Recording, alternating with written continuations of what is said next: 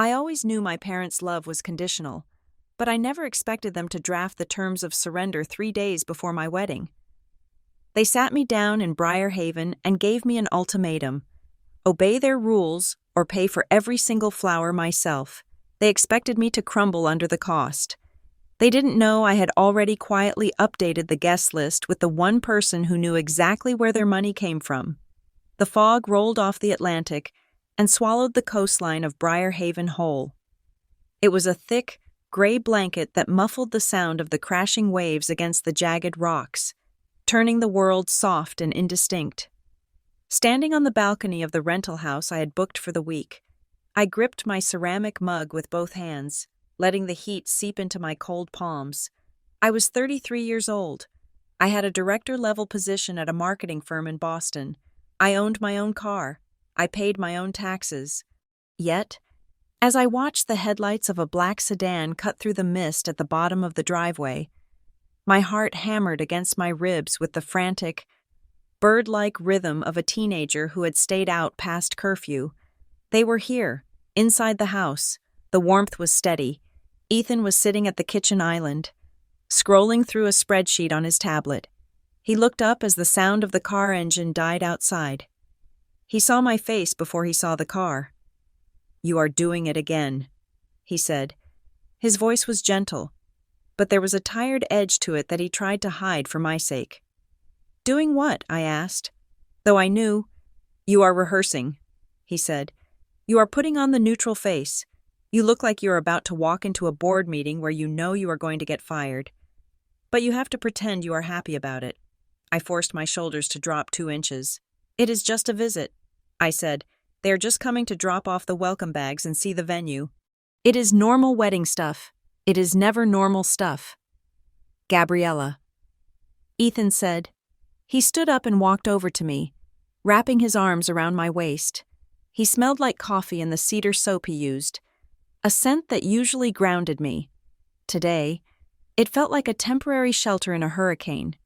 "Just remember, we are the ones getting married, not them." I nodded against his chest, but my mind was already racing through the checklist of potential offenses. Was the house too small? Was the coffee brand too cheap? Did I look tired?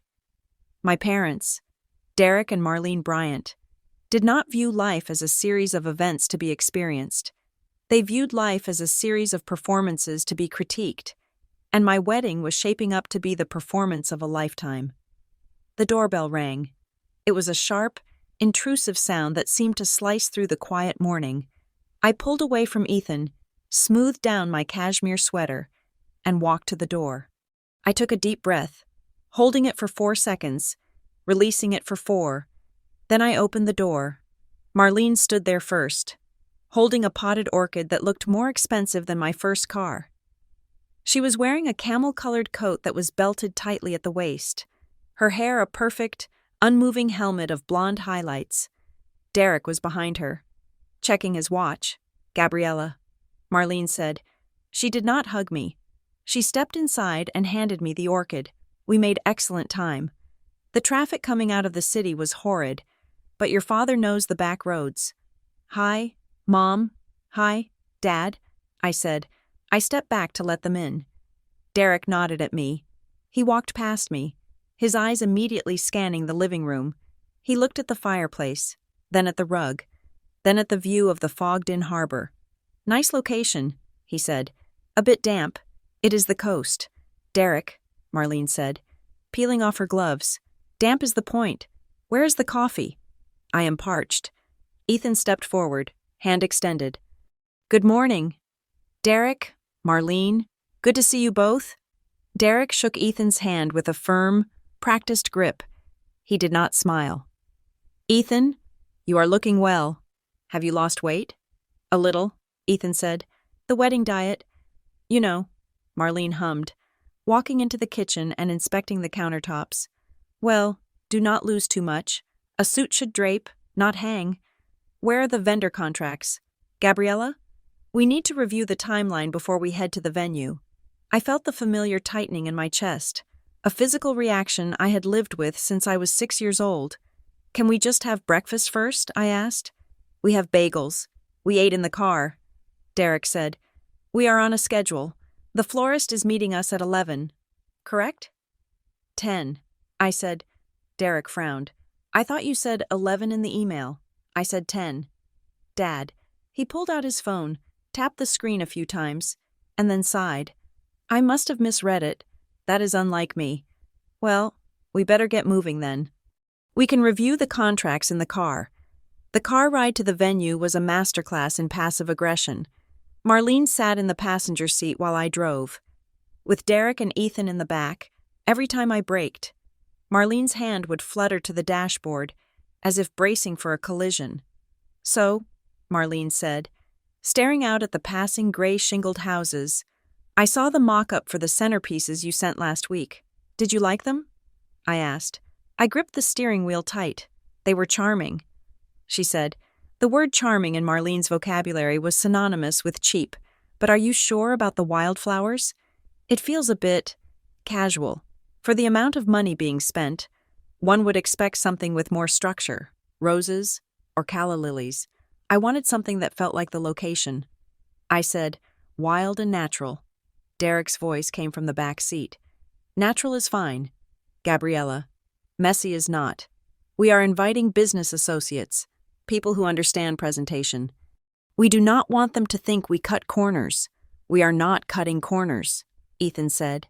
His voice was calm, but I could hear the defense in it. "Gabriella loves the wildflowers."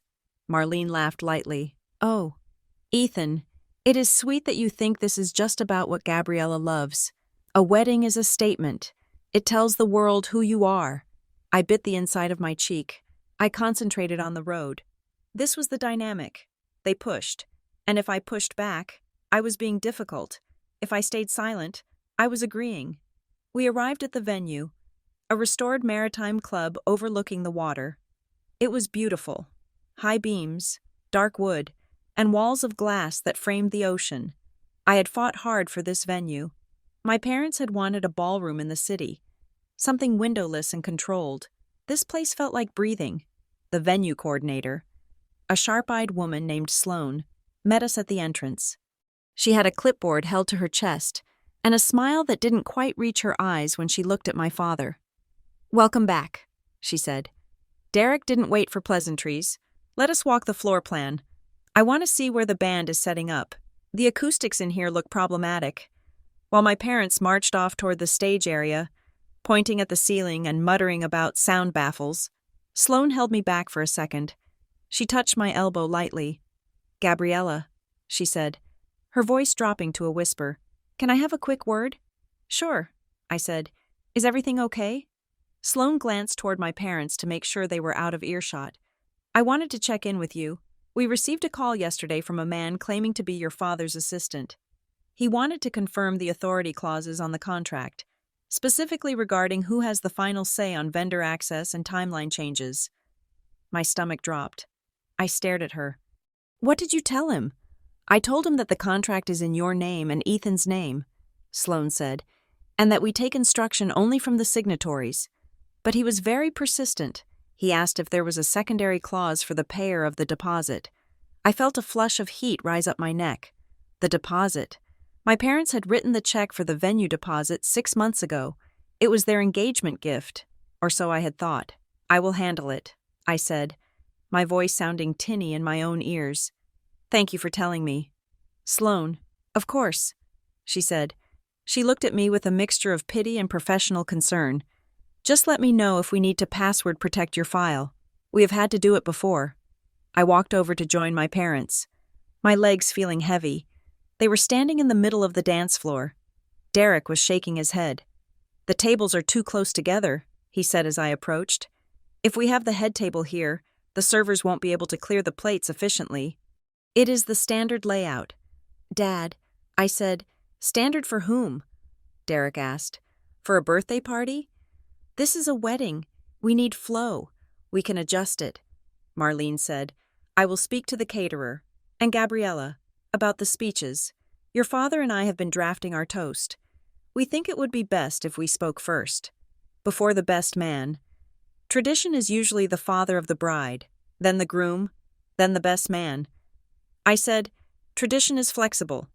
Derek said, "We are the hosts. It is appropriate that we welcome the guests before the comedy routine starts." Ethan stepped up beside me. "The best man is my brother. Derek, he is not going to do a comedy routine. He is going to give a toast." Derek looked at Ethan with that same flat expression. "I am sure he will do his best. But we need to set the tone. We will speak first." It wasn't a request. It was a directive. Later that evening, we went to dinner at a white tablecloth restaurant in town. The air in the private dining room was stagnant, smelling of butter and expensive wine.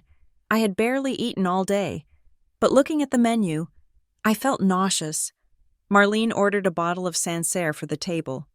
She waited until the waiter had poured the wine and retreated before she folded her hands on the table and looked at me. "Gabriella," she said, "we need to discuss the final details." "Okay," I said. I picked up my wine glass. "We have been reviewing the guest list." Derek said, "He cut a piece of steak with surgical precision. There are some names on there that are concerning." "Concerning how?" I asked. "People who do not fit the occasion." Marlene said, "Cousin Silas, for instance, and that friend of yours from college, the one with the loud laugh." "Naomi?" I asked. "Naomi is my maid of honor." "Mom, I know," Marlene said, "and that is a choice you made. But we are talking about the extended list. We feel that the guest list has gotten a bit out of hand. We need to trim the fat." "Trim the fat," I repeated. "You are talking about my friends. We are talking about the atmosphere," Derek said. "We are paying a significant amount of money for this event. Gabriella, we have a right to ensure that the room reflects our standards." And then, it happened. The shift. The velvet glove came off, revealing the iron fist underneath. Marlene took a sip of wine. "Actually, that brings us to the main point. Your father and I have prepared a document for you." "A document?" Ethan asked. He put his fork down. "Just a simple agreement," Derek said. He reached into his jacket pocket and pulled out a folded envelope. He slid it across the table toward me. I stared at the white paper. I didn't touch it. "What is this?" "It outlines our expectations," Derek said. "In exchange for our financial contribution to the wedding, we require approval rights on the final guest list, the speech order, and the music selection. Also, there are certain topics we want excluded from the toasts. No mention of your time in grad school. No mention of the gap year. My gap year. The year I had a breakdown because of the pressure they put on me and spent 6 months in therapy. Working as a barista to pay for it because they cut me off. This is a joke, right?" I asked. "It is not a joke," Marlene said. "It is an agreement. We are happy to provide this wedding for you. Gabriella, we want you to have a beautiful day, but we cannot invest in a disaster. We need assurances that you will follow our guidance. You have always needed guidance. Darling, you know that." I looked at Ethan. His jaw was clenched so hard I could see the muscle jumping in his cheek. "And if we don't agree?" Ethan asked. Derek shrugged. "Then you are free to pay for the wedding yourselves. Every dime. The venue, the catering, the flowers, the band, all of it." He took a bite of steak. "The choice is yours. We just want what is best for you." I sat there, the noise of the restaurant fading into a buzz. I looked at the envelope. It sat there like a loaded gun. I remembered being 19, sitting in a similar restaurant, being told that if I didn't change my major from art history to economics, they would stop paying my tuition. I remembered the shame, the feeling of being small, the feeling that my survival was something I had to earn by being who they wanted me to be. I felt my chest tighten. The word rules echoed in my head. "I will not sign anything." I whispered. Derek looked up. "Excuse me?" I said, "I will not sign anything." I said, louder this time. Derek wiped his mouth with his napkin. He looked at me with disappointment, not anger. "I suggest you take the night to think about it. Read the document. Check your bank account. Then let us know." The rest of the dinner was silence. The kind of silence that screams.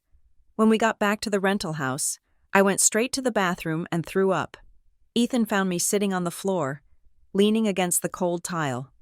He sat down next to me and pulled me into his lap. "We can't do it," I said. wiping my mouth. "We can't sign it." "I know," he said. "We won't. But the money, Ethan, it is nearly $40,000. We don't have that kind of liquidity just sitting there. We have the house savings. But if we use that, then we use it," Ethan said. He smoothed my hair back from my forehead. "Gabriella, look at me. They are not trying to help us. They are trying to own us. If we take that money, we are selling the wedding, and I don't want to get married in a merger. I want to get married to you." I rested my head on his shoulder. I felt weak. I felt stupid for believing, even for a second, that this time would be different, that they just wanted to be parents. "I need to call Naomi," I said. I called her from the deck, wrapping a blanket around myself against the fog. Naomi answered on the first ring. "Tell me I am crazy," I said. "You are not crazy," Naomi said. I could hear the background noise of her apartment in New York. What did they do? I told her. The document, the ultimatum, the venue coordinator's warning. Naomi let out a long, low whistle. "That is classic Derek Bryant. He doesn't want a wedding, Gab. He wants a surrender. He wants you to kneel and kiss the ring. I am 33. I said, "Why does he still have this power over me?" "Because he installed the buttons," Naomi said. "He knows exactly which ones to press. But here's the thing. You are not the 19-year-old girl who needs tuition money anymore. You have a career. You have Ethan. You have options.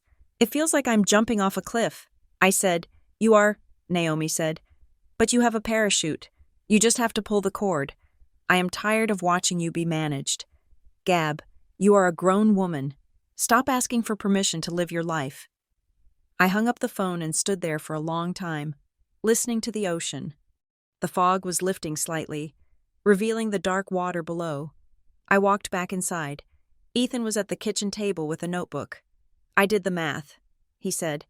"If we cut the videographer, switch the bar to beer and wine only, and cancel the late-night food station, we can cover the rest of the venue cost. It will wipe out our down payment fund for the new house. We will have to stay in the apartment for another 2 years." I looked at him. He looked tired, but he looked sure. 2 years is fine," I said. "I would rather live in a shoebox than live in their debt." "Are you sure?" he asked. "I am sure," I said. "I will call them." Ethan said, "You don't have to deal with it." "No," I said. I shook my head. "I have to do it. If you do it, they will say you are manipulating me. They will say I am weak. I have to be the one to say the words." The next morning, I asked my parents to meet us for coffee at a neutral location, a bakery in town. I didn't want them in our rental house. I didn't want them in my space. They arrived 10 minutes late, looking rested and victorious. Marlene ordered a croissant. Derek ordered a black coffee. "Did you read the document?" Derek asked, blowing on his coffee. "I didn't." I said, "I didn't touch my drink. I left it in the envelope." Derek raised an eyebrow. "That is unwise. We are not signing it." "Dad," I said, "and we are not accepting your money." The bakery was noisy, filled with tourists and locals, but our table felt like it was inside a vacuum. Marlene froze, her croissant halfway to her mouth. "What did you say?" she asked. "We are paying for the wedding ourselves," I said. My voice shook. Just a little, but I kept going. "We are going to cover the remaining balance. We appreciate the offer of help, but the conditions are too high. We want to make our own decisions." Derek set his cup down. The ceramic clinked loud against the saucer. "You cannot afford this," he said. "I know your finances. Gabriella, I know what you make." "You don't know my finances," I said. "You know what you think I am worth. But Ethan and I have savings. We will make it work." "You are going to drain your savings for a party?" Derek scoffed. "That is irresponsible. It proves my point. You are not ready to manage significant assets. It is not just a party," Ethan said. "It is our wedding, and our dignity is worth more than the check you wrote." Derek ignored Ethan. He looked only at me. His eyes were cold. Hard flint. "If you do this, Gabriella, there is no going back. You are cutting yourself off. Do not expect us to step in when you fail. Do not expect a safety net. I don't want a safety net that strangles me, I said. Marlene looked like she was about to cry. But it was a performance. She dabbed at her eyes with a napkin. I don't understand why you are being so cruel. We just wanted to help. We just wanted it to be perfect. Perfect for you. I said, not for me. Derek stood up. He buttoned his jacket. He didn't look angry. He looked panicked. It was a subtle shift, a tightness around the eyes, a twitch in his hand. He realized, for the first time in years, that he had no lever to pull. He couldn't stop the wedding. He couldn't threaten my degree. He couldn't threaten my housing. Very well, he said, pay for it yourselves. But remember this. He leaned down, his face inches from mine. You are still a Bryant. People will be watching. If you embarrass us, we will correct it. What does that mean? I asked. It means that choices have consequences, he said. He turned and walked out of the bakery. Marlene followed him. Shooting me one last look of wounded martyrdom, I sat there, trembling. Ethan took my hand and squeezed it hard. We did it, he whispered. Yeah, I said. We did. But the fear didn't leave. It settled in my stomach, heavy and cold. If you embarrass us, we will correct it. My father didn't make idle threats. He made plans. That night, I couldn't sleep. The wind was howling around the rental house, rattling the windows. I lay in bed, staring at the ceiling, replaying the conversation. I kept thinking about the guest list, the list they wanted to approve, the list they wanted to sanitize. I got up and went to the living room. I opened my laptop and pulled up the wedding spreadsheet. The blue light of the screen illuminated the dark room. I scrolled down to the bottom of the guest list. My parents thought they could control the narrative by controlling the audience. They thought that if they kept the right people out, the truth of our family would never be spoken. They wanted a room full of sycophants and business partners who only knew the version of Derek Bryant that appeared in Forbes. I thought about the money, the help that was actually a leash. I thought about the years of silence. I clicked Add Guest. I typed a name, June Whitaker. June had been my mother's best friend until I was 22. She had been the one person who saw through the facade. And then, one day, she was gone, banned from the house, erased from the history. My father had told me she was unstable. I believed him then. I didn't believe him now. I typed another name, Mara Ellison. Ethan hadn't asked about these names. He didn't know the full story. He didn't know that June knew about the trust. He didn't know that Mara was connected to the foundation my father used to funnel money. My father had said, if you embarrass us, we will correct it. I looked at the cursor blinking on the screen. I wasn't trying to embarrass them. I was just inviting the truth to the wedding. I hit save, outside.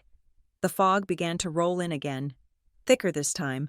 The battle lines were drawn. I had just fired the first shot, and my parents didn't even know it yet. The morning after I declared independence from my parents' wallet, I woke up with a headache that sat behind my eyes like a bruised piece of fruit.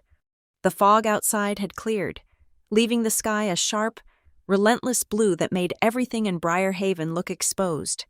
I felt exposed too. I had cut the financial cord. But I knew Derek and Marlene Bryant well enough to know that they did not accept resignation letters. They only accepted renegotiations. I left Ethan sleeping. He had been up late moving money between savings accounts and drove to the venue to meet with Sloan. The Maritime Club was quiet, smelling of floor wax and salt air. Sloan was already at her desk, her posture rigid. She looked like a general surveying a battlefield map. "Good morning, Gabriella," she said. She didn't ask how I was. She knew. "We need to lock it down," I said. I sat across from her, placing my phone on the desk. "Everything. I want to password protect the vendor contracts." Sloan nodded, pulling a file toward her. "I already flagged the file, but we need to be specific. What level of security are we talking about here? Just a verbal confirmation code?" "No," I said. "I want a literal password. If anyone calls, the florist, the caterer, the band, the rental company, and tries to make a change, they have to give the code. If they don't have the code, the answer is no. Even if the person on the phone says they are my mother, even if they say they are paying, even if they are crying. Sloan uncapped a pen. Okay, what is the code? I thought for a moment. I needed something my parents would never guess. Something that had nothing to do with the version of me they had created. Blue Heron, I said. Sloan wrote it down. Blue Heron. Got it. And for the authorization list? Just me? I said. And Ethan? No one else? Not the maid of honor? Not the parents? If it doesn't come from this email address or Ethan's phone number, it is void. I watched her type the notes into the master system. It felt practical, but it also felt humiliating. A wedding was supposed to be a celebration of joining families, and here I was, treating my parents like corporate spies. I was 33 years old, and I was setting up a firewall against the people who had raised me. Do you do this often? I asked, my voice quiet. Sloan looked up. Her eyes were kind, but tired. You would be surprised. Usually, it is a crazy ex-boyfriend or a jealous stepmother. Parents are less common, but not unheard of. She tapped the enter key with a finality that echoed in the room. It is done, she said. I will email the vendors personally this morning. No changes without the code. You are safe. Gabriella. I nodded, but I didn't feel safe. I felt like I was waiting for the other shoe to drop. By the time I got back to the car, the second front of the war had opened. My phone buzzed in the cup holder. It was a message from Marlene. It wasn't a text. It was a voice note. I sat in the idling car and pressed play. Marlene's voice filled the small space, soft and trembling, the audio quality grainy. Gabriella, I was just looking through the albums this morning. Do you remember your 16th birthday? The party at the club? You looked so beautiful in that blue silk. Your father was so proud to introduce you to his partners. We just want you to have that feeling again. We are not the enemy. Darling, we are the only people in the world who love you enough to tell you the truth.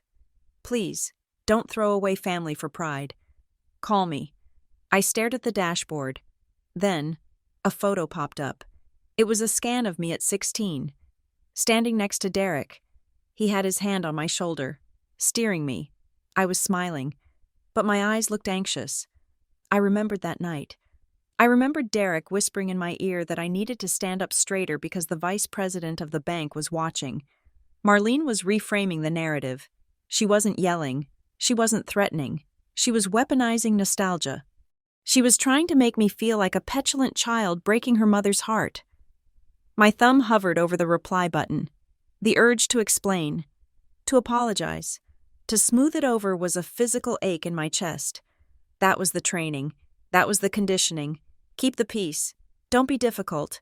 I put the phone face down on the passenger seat and put the car in gear. I didn't reply. When I returned to the rental house, Ethan was outside on the deck. He wasn't alone. My father was there. My heart stopped. I parked the car at the bottom of the driveway and ran up the steps. Derek was leaning against the railing, wearing a casual windbreaker that looked stiff and new. He held a cup of coffee in his hand. Ethan was standing a few feet away. His arms crossed over his chest, his body language closed and defensive. Ah, Gabriella, Derek said as I reached the top of the stairs. He smiled, a tight, controlled expression. I was just having a chat with Ethan, man to man. What are you doing here? I asked. I moved to stand next to Ethan, aligning myself with him, just dropping off some golf clubs I thought Ethan might want to use. Derek said. He gestured to a bag leaning against the wall, and we were discussing the situation. There is no situation, I said. We handled it. We are paying. Derek took a sip of coffee. He looked at Ethan, ignoring me. As I was telling Ethan, Derek said, I admire the gesture. It shows character, but we all know the reality of the numbers. I made him an offer. I looked at Ethan. His face was pale, his jaw set hard. What offer? I asked. I told him I'm willing to cover the entire budget, Derek said smoothly, plus the honeymoon, a clean slate. All he has to do is agree to a few reasonable boundaries regarding the finances moving forward. Boundaries? I repeated. Derek nodded. I suggested that, given your history of Impulsive decisions. It might be wise if Ethan took the lead on the household accounts. We would set up a joint trust, managed by my firm, just to ensure stability. You would have access, of course, but big purchases would require a second signature. I felt the blood drain from my face. He wasn't just trying to buy the wedding, he was trying to buy my husband. He was trying to recruit Ethan as my warden. And I looked at Ethan. Ethan stepped forward. He looked at Derek with a coldness I had never seen in him before. I told him to get off our property. Ethan said, Derek chuckled. A dry, humorless sound. I think you said, I am not for sale, and neither is she. Very dramatic. Ethan, very cinematic. It is the truth, Ethan said. Derek set his coffee cup down on the railing. He looked at me, then at Ethan. He sighed, as if he were dealing with toddlers who refused to eat their vegetables. You are making a mistake, he said. You think you are choosing freedom. You are choosing vulnerability. Without the family infrastructure, you are exposed. We will take our chances, I said. Derek picked up the golf bag. He slung it over his shoulder. Fine, he said, but don't say I didn't try to protect you. He walked down the stairs, his footsteps heavy on the wood. He got into his car and drove away without looking back. Ethan let out a long breath and slumped against the railing. His hands were shaking. He offered me $50,000, Ethan said quietly, to start a portfolio. He said it was a signing bonus. I reached out and took his hand. I am so sorry. Ethan. He looked at me, his eyes wide. He wasn't just angry. He was rattled. He didn't even blink. Gab, he talked about you like you were a liability he was hiring me to manage. He used the word asset. He said, Gabriella is a wonderful asset, but she depreciates without maintenance. I closed my eyes. I had heard versions of that sentence my whole life. He realized the conflict isn't about the flowers. Ethan said. He looked at the ocean. It isn't about the guest list. It is about ownership. He thinks he owns you, and he thinks he can sublease you to me. I squeezed his hand. He is wrong. Is he? Ethan asked. He looked at me, and for the first time, I saw fear in his eyes. He is relentless. Gab, how do we fight that? We hold the line, I said. We just hold the line. But the line was about to get tested. 2 days later, the sabotage shifted from psychological to tactical. I was sitting in the living room, addressing envelopes for the vendor tips, when my email pinged. It was a notification from the venue. Subject: updated invoice. Outstanding balance. I frowned. We had paid the balance that morning. Ethan had wire transferred the funds from our savings account. I had the confirmation number. I opened the email. It was a PDF invoice. I scanned the lines. The total was wrong. It was higher. $7,000 higher. There was a line item added at the bottom. Historical preservation fee. Late edition. I called Sloan immediately. Sloan, I said, I am looking at an invoice. What is the preservation fee? Sloan's voice was sharp. What invoice? We didn't send an invoice today. You are paid in full. I am looking at it right now. I said, it came from the venue's billing address. Forward it to me. Sloan said. I forwarded the email. A minute later, Sloan called me back. Her voice was grim. Gabriella, look at the sender address again. I looked. It said Billing Briar Haven, Maritime .com. It looked official. Look closer. Sloan said. I squinted at the screen. Billing Briar Haven, Maritime .com. The I was missing in Maritime. It is a spoof, Sloan said. Someone registered a fake domain. And look at the CC line. I clicked the drop-down menu to see who else was copied. There was an email address. assist.gbryantwedding@gmail.com.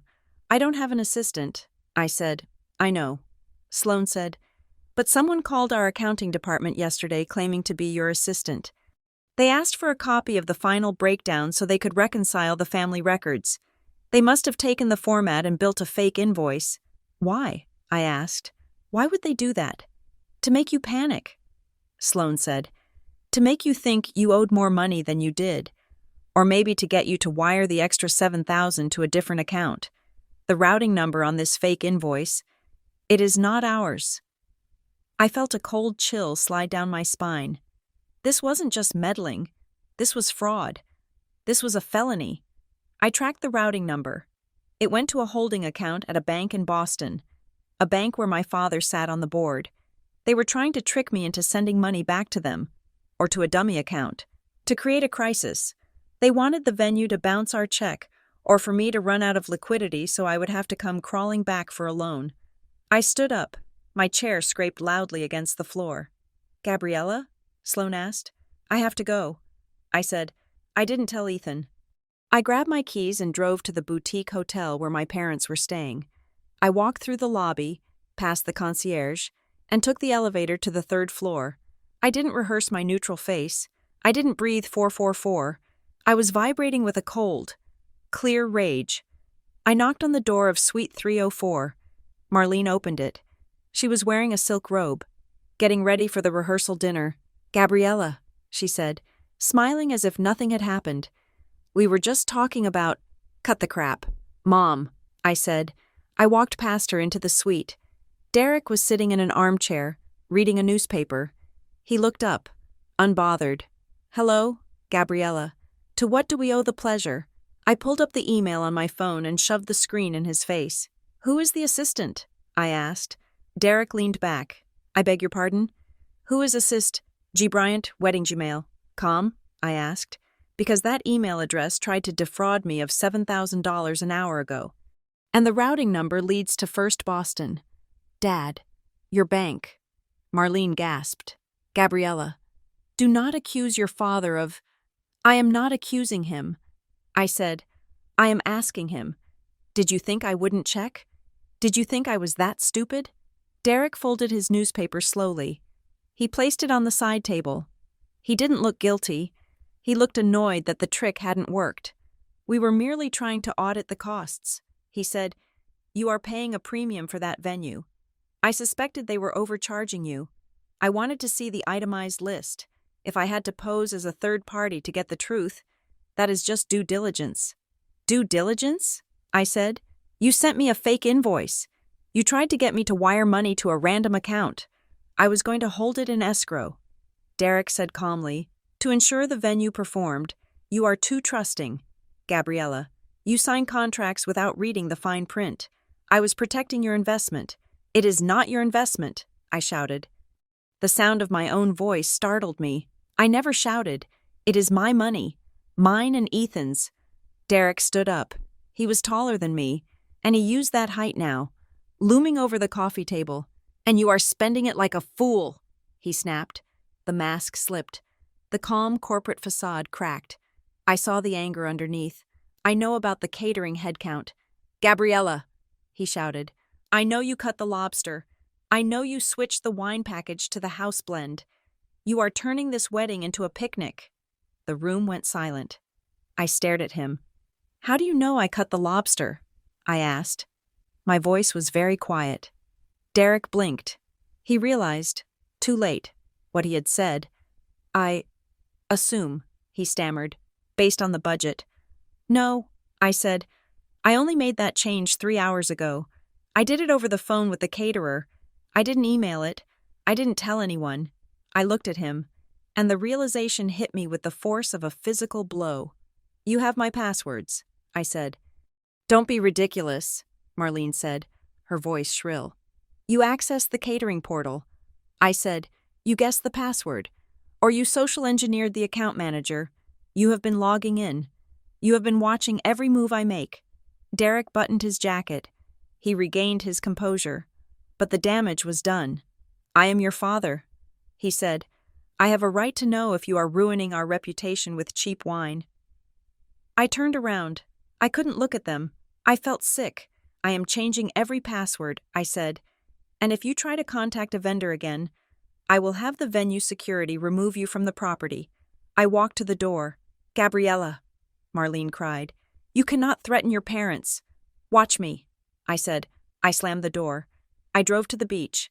I sat in the car and watched the waves hammer the shore. I felt dirty. I felt violated. My parents weren't just overbearing.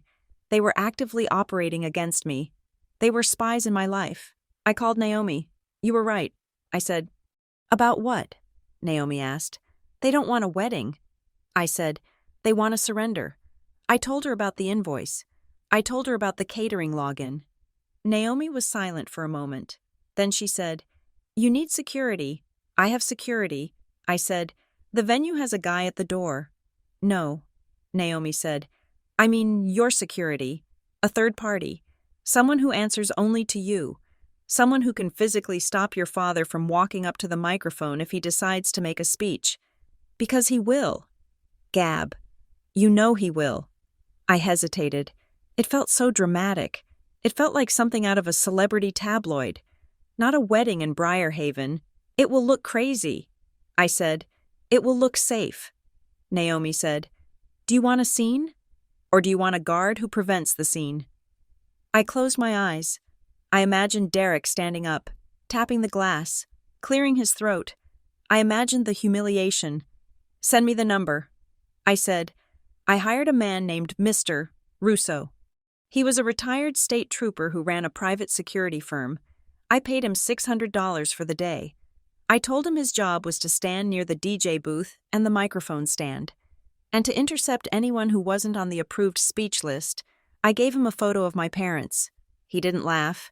He just nodded and said, understood. Ms. Bryant, it happens more than you think. That evening, I sat in the rental house living room. Ethan was asleep. I couldn't settle. The feeling of violation from the hacked catering account was still itching under my skin. I thought about what Derek had said. I was protecting your investment. He spoke about me like I was a subsidiary company. I remembered something Naomi had said months ago. Follow the money. Gab, control is always about the money. I picked up my phone and called Lena Hartwell. She was a family law attorney I had met through work. It was late, but she picked up. Lena, I said, I need to ask you a hypothetical question. Shoot, Lena said. If my parents gave me money years ago, for school, or for a down payment, and there was never a loan document, can they claim it back? Can they use it to sue me? Lena paused. Did you sign anything? A promissory note? A gift letter? I don't think so. I said, it was always just family money. Then it is usually considered a gift. Lena said, unless there is a pattern of repayment. But Gabriella, let me ask you a different question, the one that actually matters. Okay, I said, do your parents have any legal tie to your accounts or deposits? Lena asked. Not just the wedding account. I mean your personal assets. Your condo? Your car? Did they co-sign? Are they on the deed? No. I said, I bought the condo when I was 28.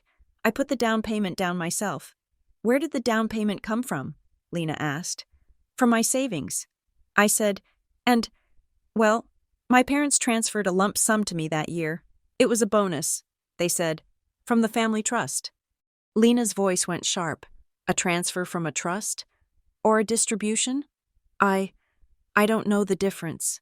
I said, Gabriella, Lena said, if you are a beneficiary of a trust, and that money came from the trust, there are strings attached to that money. There are bylaws. There are trustees. If your father is the trustee, he might have discretion over how that money is used, even after he gives it to you. My stomach turned over. What does that mean? I asked. It means you need to find the paperwork. Lena said, tonight, if they are threatening you with financial ruin, you need to know if they hold the deed to your life. I hung up. I went to the closet where we kept our file box. It was a heavy plastic bin filled with tax returns, appliance warranties, and old leases. I dug to the bottom. I found a manila envelope labeled Condo Purchase, 2019. I opened it. I poured the papers out onto the floor. There was the deed. There was the inspection report. And there, clipped to the back of the gift letter, was a document I didn't remember seeing. It was on thick, cream-colored paper. The Harrogate Foundation. Beneficiary Grant Agreement. I scanned the text. It was dense legalese, but one phrase jumped out at me, typed in bold. subject to the ongoing review of the Board of Trustees regarding the moral and reputational standing of the beneficiary. I felt the blood drain from my face. And then, another clause. In the event of a breach of conduct, the Foundation reserves the right to recoup all disbursed funds, including real estate assets purchased with said funds. I looked at the signature line. My signature was there, a scrawl I barely recognized. From a day 5 years ago when I was rushing to sign closing papers, trusting my father when he said, "Just sign this one, it's for the tax deduction." I looked at the signature below mine, Derek Bryant, trustee. I wasn't just fighting for a wedding, I was fighting for my home. The help they had given me wasn't a gift, it was a mortgage on my life, and my behavior was the currency. I sat there on the floor, the paper trembling in my hand. The dread wasn't a wave anymore, it was the ocean, dark and deep, and I was realizing, for the first time, just how far out I had drifted. I looked at the guest list on my laptop, glowing on the coffee table. June Whitaker, Mara Ellison. I needed them. I needed them more than I knew. Because I wasn't just inviting guests to a party, I was inviting witnesses to a trial. The document lay on the floorboards of the rental house, illuminated by the harsh, singular beam of my flashlight. The rest of the house was dark, Ethan asleep in the next room, but I was awake, staring at a piece of paper that had turned my past into a lie. I picked it up. The paper was heavy, cream-colored, with a watermark that only showed when I held it up to the light. It was the agreement for the down payment on my condo, signed 5 years ago. I remembered the day clearly. I had been 28, exhausted from a week of double shifts, and my father had slid the stack of papers across his mahogany desk. Tapping the signature lines with a gold pen, "Standard family loan structure," he had said, "just for tax purposes. Gabriella. To keep the IRS happy." I had signed it because I trusted him. I had signed it because I thought parents were supposed to help their children build a life. Now. Reading the fine print under the header of the Harrogate Foundation, I saw the trap. Clause 4. Section B. The beneficiary agrees that continued access to the residence and the funds provided herein is contingent upon the maintenance of a public reputation consistent with the values of the trust. In the event of reputational harm, public scandal, or refusal to participate in family mediation, the trust reserves the right to accelerate the loan and demand immediate repayment in full. I sat back on my heels. Reputational harm. Family mediation. These were not legal terms defined by a bank. These were subjective weapons. Who defined reputational harm? My father. Who selected the mediator? My father. I was not a homeowner. I was a tenant in a life my father owned, and my lease was up for renewal every time I made a choice he disliked. The next morning, the sky was a bruised purple, heavy with rain that hadn't fallen yet. I sat in the car outside a coffee shop, the engine idling, and called Lena Hartwell. I had scanned the document and emailed it to her at 3 a.m. "Gabriella," Lena said. Her voice was crisp, professional, cutting through the fog in my brain. I reviewed the document. "And?" I asked. "Do they own my condo?" "Technically, no," Lena said. "The deed is in your name, but they hold a lien disguised as a private mortgage with conduct clauses. It is highly irregular." "Is it enforceable?" I asked. "In a court of law?" "Probably not," Lena said. "A judge would likely view the reputational harm clause as too vague to be binding. It is what we call a contract of adhesion, unconscionable terms forced on a weaker party. However, Gabriella, that is not the point." "What is the point?" I asked. Though I already knew, the point is not whether they can win a lawsuit. Lena said, "The point is that they can file one. They can tie up your assets, freeze your ability to sell, and drag you through years of litigation. They are banking on the fact that you do not have the money or the stomach to fight them. It is a scare tactic, but it is a very expensive, very dangerous scare tactic." I rested my forehead against the steering wheel. "So if I don't let them control the wedding, they could try to foreclose on my home. They could try." Lena agreed. "But Gabriella, there is something else." "What?" "The source of the funds." Lena said. This isn't a personal check from Derek and Marlene Bryant. The funds originated from the Harrogate Foundation.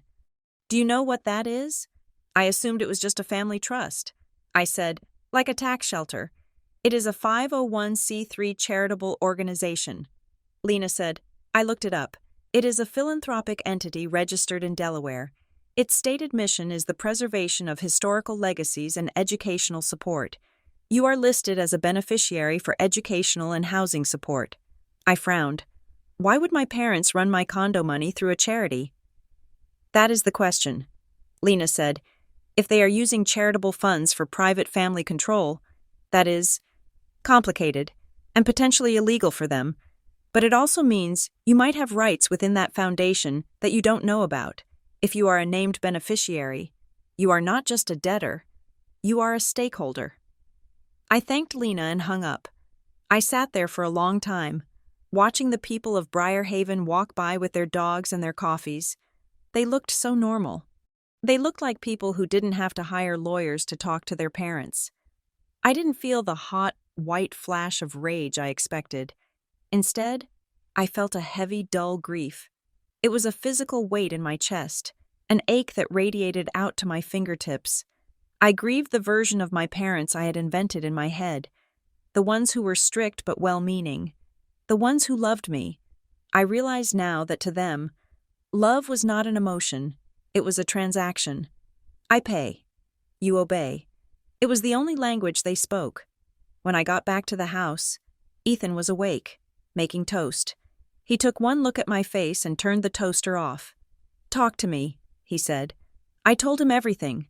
The clause, the threat to the condo, the foundation. Ethan didn't interrupt. He didn't pace. He sat on a stool and listened, his face still.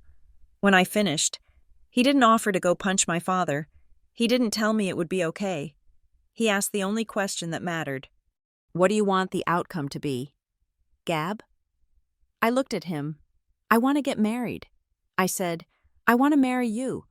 And I want to do it without looking over my shoulder to see if my father is approving of the way I hold the bouquet. Then we do that, Ethan said. But the condo? I said, if they take it, let them take it, Ethan said. His voice was steady. It is brick and drywall. Gabriella, we can buy another condo. We can rent for the rest of our lives. But we cannot buy back our self-respect. If we sign their papers, if we let them win this, we are paying for that apartment with our souls. Is it worth it? No, I whispered. Then we are free, Ethan said. He reached across the island and took my hand. We are free because they have nothing left to take that we aren't willing to lose. I held onto his hand like it was a lifeline. He was right. My parents' power relied on my fear of loss. If I stopped being afraid of losing the money, the house, the status, their weapon jammed. But there was still the mystery of the Harrogate Foundation. That afternoon, while Ethan handled the final catering headcount, deleting the lobster, adding the extra appetizers we could afford, I went into the bedroom and closed the door. I searched for the Harrogate Foundation online. The website was sparse, a landing page with a crest, a lion holding a key, and a list of board members. My father's name was there. Derek Bryant, treasurer. There was a phone number for the administrative office in Boston. I dialed it. Harrogate Foundation. A woman's voice answered. She sounded bored. Hello? I said, my name is Gabriella Bryant. I am calling regarding my file. One moment. There was a long pause, clicking of a keyboard, then the woman's voice returned, sounding significantly more alert. Ms. Bryant. Hello. We were not expecting a call from you directly. Usually, we speak with the trustee. I would like to speak to someone about the terms of my beneficiary status. I said, specifically regarding the housing grant from 2019. I cannot release those details without authorization, the woman said. Authorization from whom? From the trustee, your father. I am the beneficiary. I said, it is my file. The woman hesitated. Ms. Bryant? The Harrogate Foundation is a discretionary trust. The trustees have full authority over the dissemination of information. However, She lowered her voice. I can confirm that the file is active and that there is a scheduled review of your standing set for next Monday, the day after the wedding. What kind of review? I asked. A review of eligibility. She said, based on the morality clause. I felt a chill. They were already planning it. They were going to wait until the wedding was over. See if I behaved. And if I didn't, they were going to pull the funding the very next business day. Is there anyone else I can speak to? I asked. Someone on the board who isn't my father? The woman paused. I really shouldn't look. You might try to contact the former secretary. She stepped down a few years ago, but she was the one who drafted the original grant for your housing. What is her name? I asked. She didn't say it. She just hung up, but I didn't need her to say it. I had a feeling I knew who it was. I looked at the guest list I had secretly modified. The name was already there. June Whitaker. My phone buzzed. It was Marlene, checking in on the seating chart. Darling, I noticed a few gaps at table 4. We really need to finalize this. Also, I wanted to gently remind you that we need to be careful about the mix of people. Your father is very stressed about potential friction. We want to make sure that certain people from the past, like June Whitaker, aren't bothering you. I assume she isn't on the list? I know you haven't spoken in years. It was a probe. Marlene was fishing. She didn't know June was invited, but she was worried. She was checking the perimeter. I stared at the text. Not welcome. That was the phrase Marlene used for anyone who knew the truth. I typed back. The list is finalized. Mom, see you at the rehearsal. I didn't answer the question about June. I grabbed my coat. I had an appointment to keep. I had reached out to June 2 nights ago. After I added her name to the list, I had sent a simple email to her work address at the university where she taught history. I am getting married. I know it has been a long time. I need to know why you left. She had replied in 10 minutes. Meet me at the Arboretum, Wednesday at 2. The Arboretum was a 20-minute drive from Briarhaven. It was a sanctuary of trees and silence. I found June sitting on a stone bench overlooking the duck pond. She was older than I remembered.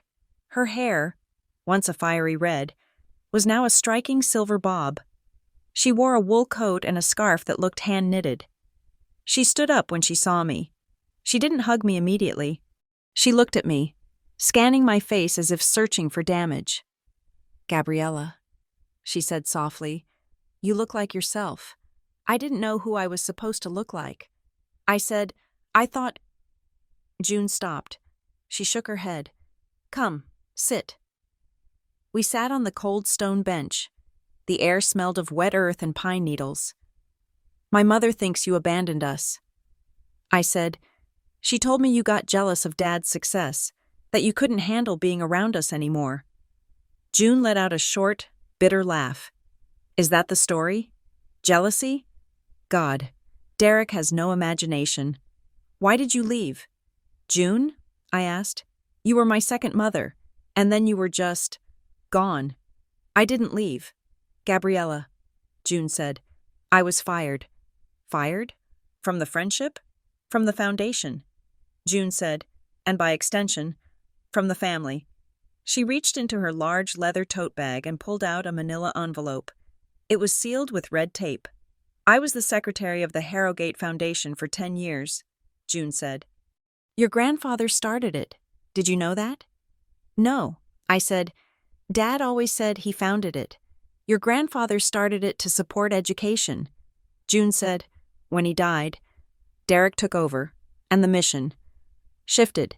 It became a tool, a way to move money around, to buy influence, to secure favors, and to control you. Me?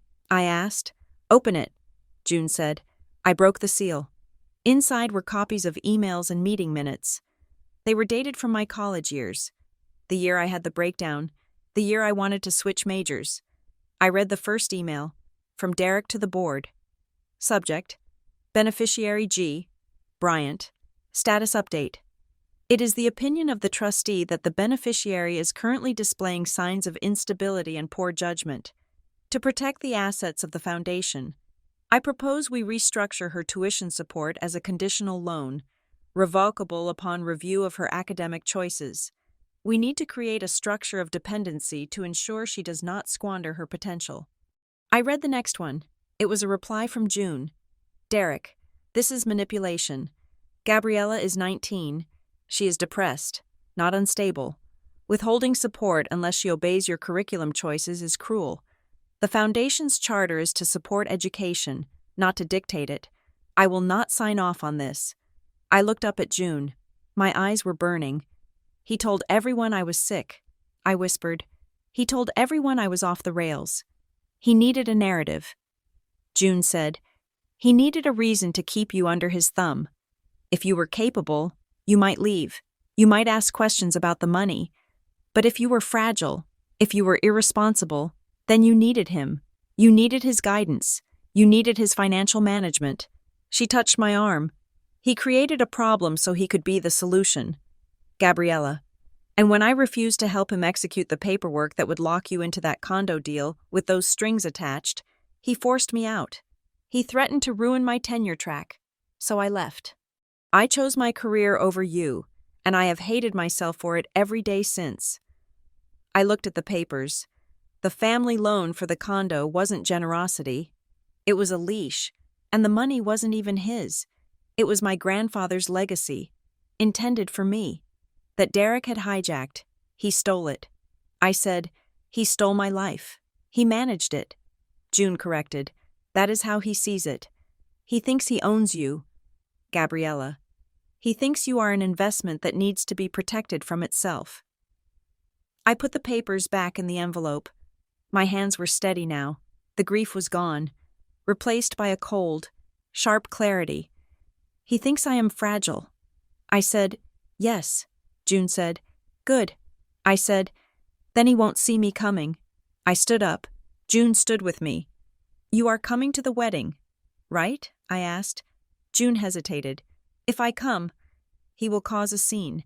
He won't be able to help himself. I know. I said, I am counting on it. I drove back to Briar Haven with the envelope on the passenger seat. It felt like I was carrying a grenade. I didn't go home. I went to the venue. I needed to see the space. I needed to visualize the battlefield. I walked into the reception hall. The tables were being set up. The white linens were crisp and bright. It looked peaceful. It looked like a wedding. But I knew better. My phone rang. The screen flashed Dad. He knew. I took a deep breath. I answered. Hello. Dad? Remove her. Derek said. No greeting. No pleasantries. His voice was like ice. Remove who? I asked. Playing dumb? You know who. Derek said. I saw the updated vendor meal list. You added a vendor meal for a guest named June Whitaker. She is a guest. I said, not a vendor. She is persona non grata. Derek said, she is a poison in this family. Gabriella, she betrayed us. If she walks into that room, I walk out. I don't think you will. I said, excuse me? I don't think you will walk out. I said, because then you wouldn't be the father of the bride. You would be the man who threw a tantrum and left, and people would talk. There was a silence on the other end, a dangerous, heavy silence. I could hear him breathing. You are playing a dangerous game. Gabriella, he said softly, you think you are clever, but you have no idea what you are doing. I am inviting a friend. I said, she is not a friend. She is a liar. And if she is there, Derek paused. If she is there, I will feel compelled to speak. To speak? To the room, Derek said, to clarify some things, to explain why our family has been strained, to explain your history. If you insist on bringing the past into the room, I will make sure the whole truth is told about your breakdown, about your financial instability, about who really paid for that condo you are so proud of. He was threatening to humiliate me in my own toast. He was going to use the microphone to paint me as the crazy, ungrateful daughter, and himself as the long-suffering saint. He was going to nuke my reputation in front of my husband, my friends, and his business partners. Do what you have to do. Dad, I said, I will.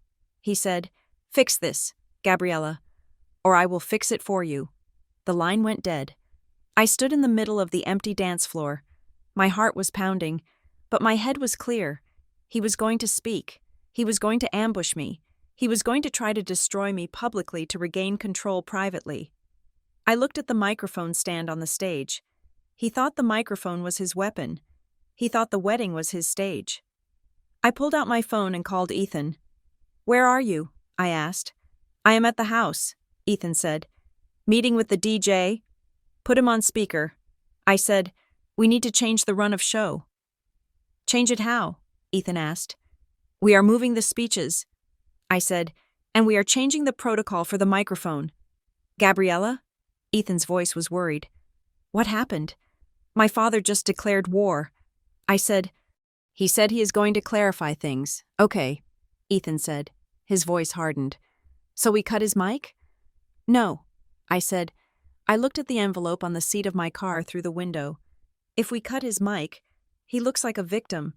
He looks like I'm silencing him. Then what do? We let him speak. I said. There was a long pause. "Gab, are you sure?" Ethan asked. "I am sure." I said, "Let him speak.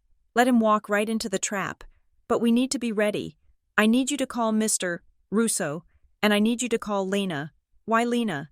"Because," I said, "I am not just bringing a guest. I am bringing a witness." I hung up. I stood there for a moment longer, soaking in the silence of the room. It was the last moment of peace I would have. I wasn't the peacekeeper anymore. I wasn't the good daughter. I was the CEO of this wedding, and I was about to execute a hostile takeover.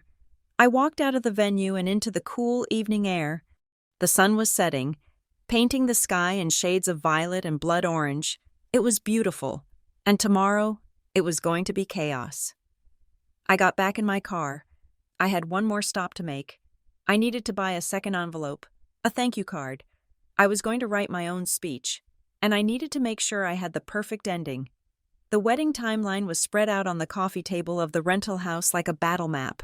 It was a grid of hours and minutes, color-coded and laminated, detailing every movement of the day from the first hair appointment to the final exit. Ethan and I sat on the floor, markers in hand, redesigning the flow of our marriage to survive my parents.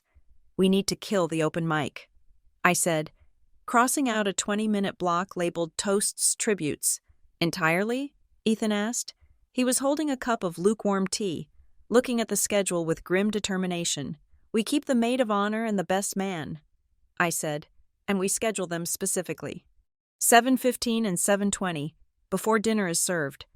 "And your parents?" Ethan asked.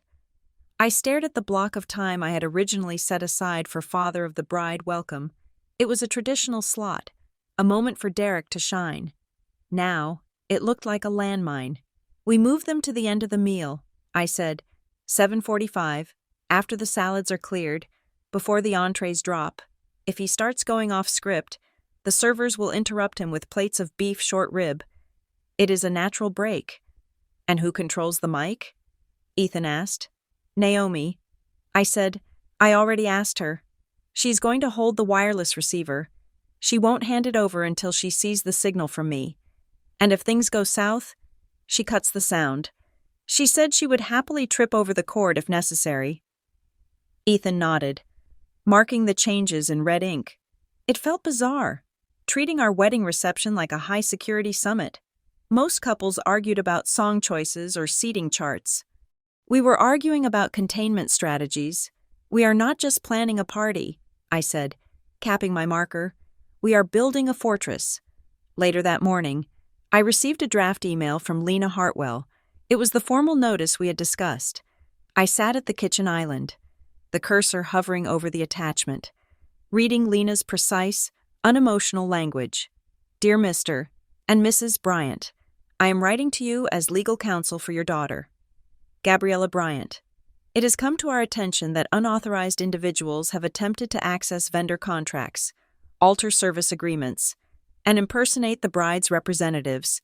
Please be advised that any further interference with contractual obligations or any actions deemed to be harassment of the vendors or the couple will be documented and may result in legal action regarding tortious interference. We trust that we all share the same goal, A peaceful and joyful event. It was professional. It was cold. It was necessary. But pressing send felt like severing a limb.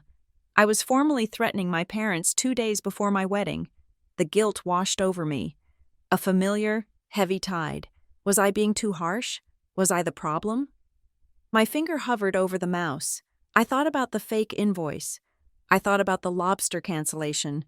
I thought about the years of them making me feel small so they could feel big. I clicked send. I didn't have to wait long for the universe to confirm I had made the right choice. An hour later, my phone rang. It was the florist. Gabriella? Her voice was high and breathless. I am so confused. I just got off the phone with your mother. My stomach dropped. What happened? She called to cancel the arbor arrangement. The florist said, she said you decided to move the ceremony inside because of the weather report and that you wouldn't need the floral arch anymore. She told me to refund the difference to the card on file. I looked out the window. The sky was a brilliant, cloudless blue. The forecast was perfect. I did not cancel the arch. I said, my voice steady, only because I was gripping the edge of the counter so hard my knuckles were white. The ceremony is outside. The weather is fine. Oh, thank God. The florist said, I was about to strip the roses. She sounded so sure. Gabriella. She said she was standing right next to you. She lied. I said, please, listen to me. Unless you hear it from my voice. From this number. Do not change a single petal. I hung up. I was trembling. They weren't just trying to control the money anymore.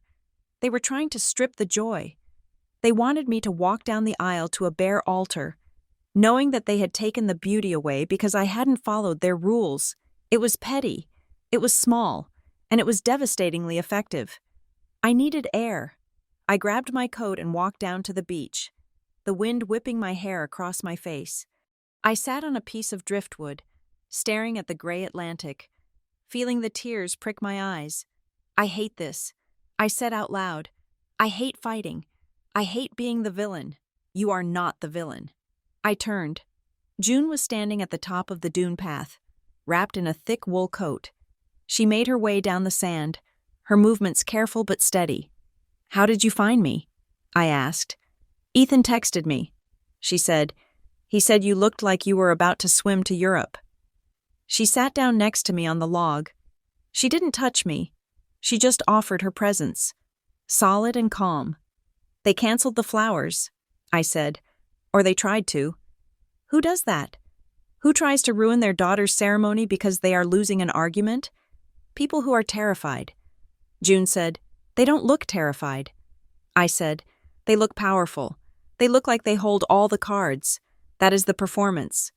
June said, look at what they are doing. Gabriella, they are flailing, fake invoices, canceling flowers. These aren't the moves of generals. These are the moves of children throwing toys out of the pram because they are not getting their way. It feels cruel, I said. Sending that lawyer's letter, hiring security, I feel like I'm being cruel to them. June turned to face me. Her eyes were sharp and clear. You are not being cruel, she said. You are finally untrainable. Untrainable? They spent 30 years training you to be compliant. June said, to accept their version of reality, to apologize for things you didn't do, to thank them for hurting you. And now, for the first time, the training isn't working. You are biting the hand that feeds you because you realize the food is poisoned. That isn't cruelty. Gabriella, that is survival. I wiped a tear from my cheek. I just wanted them to be happy for me. I know, June said gently, and that is the grief you have to carry. You can't make them happy for you. You can only make yourself safe from them. We sat there for a while, watching the waves. The wind was cold, but the sun was warm on my face. I have an idea. I said, tell me. I updated the guest list again. I said. June raised an eyebrow. Who did you add? Mara Ellison. I said. June went still. The trustee? I nodded. I found her on LinkedIn. She is in Boston. I sent her an invitation as your guest. I told her that you requested her presence to discuss a matter of the Foundation's history. June stared at me. Then a slow smile spread across her face. "You are inviting the one person who can verify the trust files," she said. "Exactly," I said.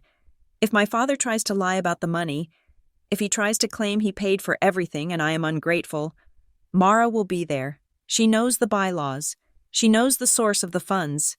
It is a bold move," June said. "Derek will have a stroke." "Let him," I said. "He wants to talk about family legacy? Let's have the legacy in the room." When we got back to the house, there was a strange car in the driveway. A sensible, four-door sedan with Connecticut plates. My in-laws. I braced myself. I didn't have the energy for another battle. I walked into the kitchen, expecting tension. Instead, I found Lydia and Mark Caldwell sitting at the table with Ethan, eating sandwiches from the local deli. "Gabriella!" Lydia cried, jumping up. She was a soft, round woman with a laugh that filled the room.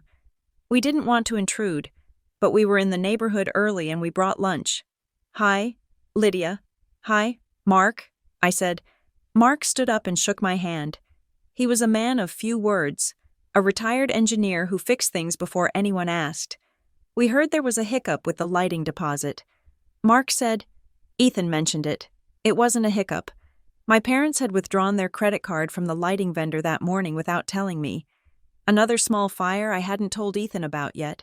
We took care of it," Mark said. I blinked. "You what?" "I called the guy," Mark said. "Paid it over the phone. Don't worry about it. It is done. But that is $2,000. I said, "You didn't have to do that. We wanted to," Lydia said. She came over and hugged me. "Gabriella, honey, we know things are complicated with your folks. We just want you to know that we are here. We aren't trying to step on toes. We just want the lights to be on." I felt a lump form in my throat, harder and tighter than the one I had felt on the beach. This was what help looked like. No contracts, no speeches, no conditions. Just a paid bill and a sandwich. "Thank you," I whispered. "What do you want the day to feel like?" Lydia asked. She pulled back and looked at me. "Not what does it look like. What does it feel like?" "I want to breathe," I said. "Then we will make sure you breathe," Lydia said. "We will run interference. Mark is very good at standing in doorways and looking confused to block people." Mark nodded solemnly. "I have been practicing." I laughed. It was the first real laugh I had laughed in days. That evening, the counteroffensive from my parents arrived. It wasn't a scream. It was a negotiation. Derek texted me, "Gabriella, we received the letter from Ms. Hartwell. I am disappointed that you felt the need to involve lawyers in a family matter. It is a gross overreaction. However, your mother is distraught. We are willing to offer a compromise." I didn't reply. I waited. A minute later, an email arrived. Subject: Family Reconciliation Agreement. I opened it. It was a document, drafted by my father, not a lawyer. We agreed to cease all contact with vendors and to respect the timeline as outlined by the couple. In exchange, Gabriella and Ethan will sign the attached addendum agreeing to a post-wedding financial review and a commitment to mediation regarding the Harrogate property terms. He was trying to trade his behavior at the wedding for my obedience after it. He would be a good guest for one day, if I promised to submit to his financial control for the next 10 years. I forwarded it to Lena. Her reply came back in 3 minutes. "Absolutely not. This is a trap. He is trying to get you to reaffirm the validity of the property clauses. Do not sign. Do not engage." I didn't sign. Then came the guilt. Marlene called. I let it go to voicemail. She left a message. "Gabriella, I don't know who you have become. A lawyer? Against your own parents? You are breaking my heart. I have been crying all afternoon. I don't even know if I can come to the wedding if this is how you see us. I feel so unwelcome. Maybe it is better if we just stay away." It was the ultimate card, the threat of absence. She expected me to panic. She expected me to beg. "No. Mom, please come. I will do anything." I sat on the couch, listening to the message. Ethan was next to me, holding my hand. "She is bluffing," Ethan said. "I know," I said. "She wouldn't miss the chance to be the mother of the bride. She needs the photos." I typed a text to her. I kept it simple. I kept it true. Mom, I want you there. I want you to see me get married, but I'm not buying your attendance. The lawyer's letter stands. If you choose not to come, I will be sad, but I will understand. I hit send. There was no reply. The night before the wedding, the air in Briarhaven turned crisp and cold. The rehearsal dinner was booked at a seafood restaurant on the harbor. Before we left the house, the venue manager called me. Gabriella, I am so sorry to bother you, but security flagged something. What now? I asked. I was putting on my earrings, my hands shaking slightly. A man tried to access the bridal suite about 20 minutes ago. The manager said.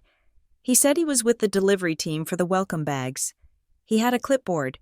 He was trying to change the access codes for the room. Did you stop him? Yes, the manager said. Our security lead, Mr. Russo, the one you hired, intercepted him. The man didn't have credentials. He claimed it was a misunderstanding and left. But Gabriella had a list of the delivery times.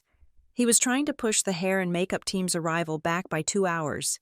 If he had succeeded, I wouldn't have been ready for the ceremony. I would have been frantic, rushing, unfinished. Thank you, I said. Keep the suite locked. No one in but me and the bridal party. I hung up. I looked at myself in the mirror.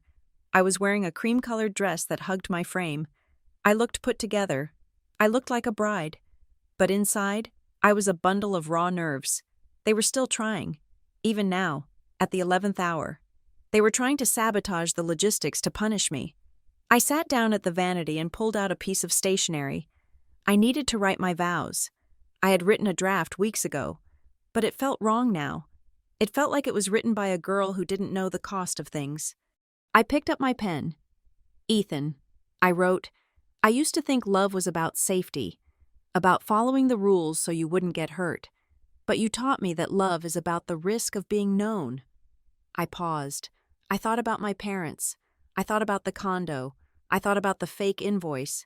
I choose a life where love isn't the price of obedience.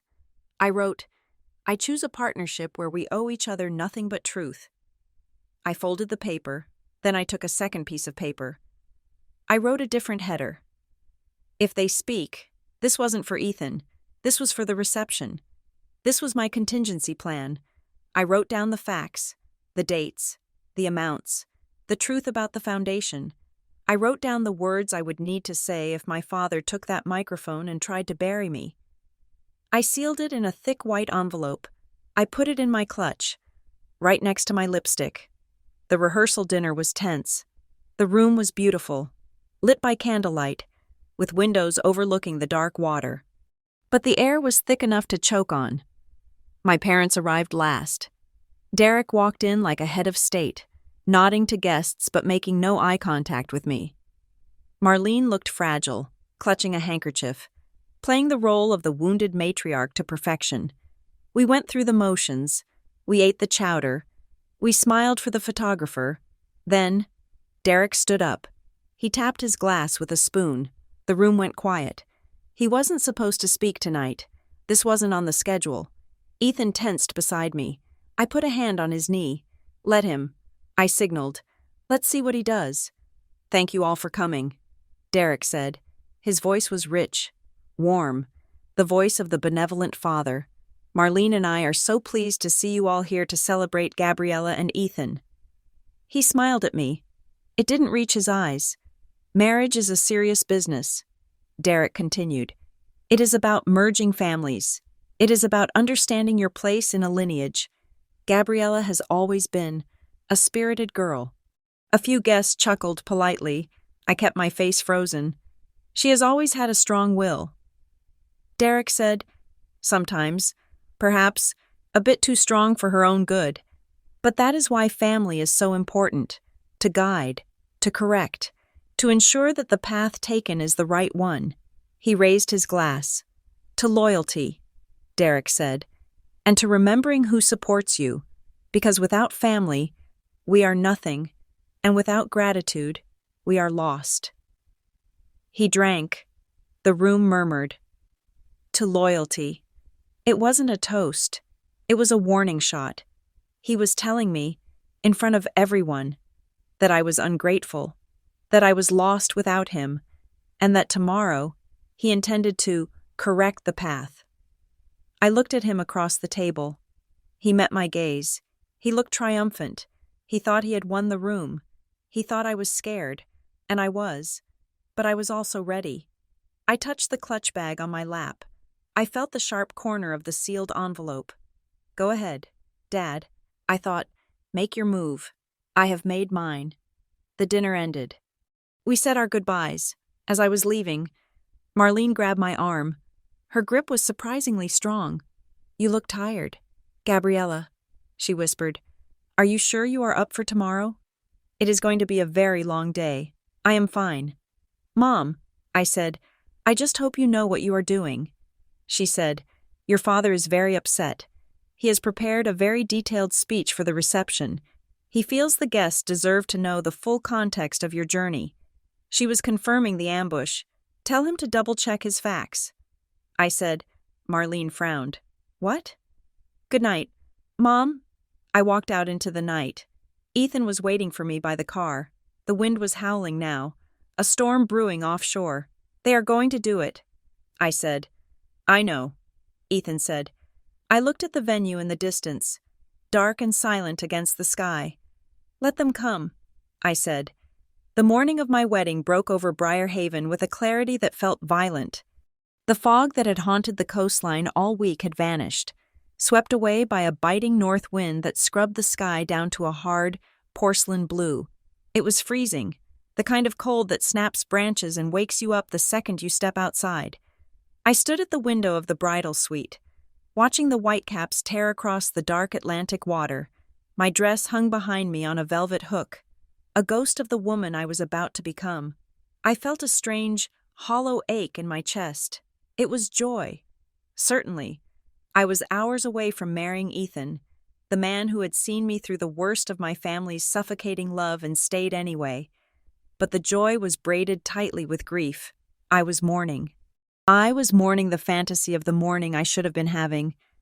The one where my mother sat on the bed crying happy tears, where my father paced the hallway practicing a toast about how much he loved me, where the air was filled with champagne and laughter instead of strategy and security protocols. I touched the cold glass. That family didn't exist. It never had. And today, I had to stop wishing for them and deal with the ones I actually had. Gabriella? I turned. Naomi was standing in the doorway, holding a steamer. She looked fierce in her slate blue bridesmaid dress. It is time, she said. Hair and makeup are set up. Mr. Russo is at the main gate. He already turned away a florist delivery that wasn't on the list. Good, I said. I walked away from the window. Let's do this. The next 3 hours were a blur of hairspray, concealer, and forced smiles. My mother was there, flitting around the edges of the room like a nervous bird. She didn't look at me directly.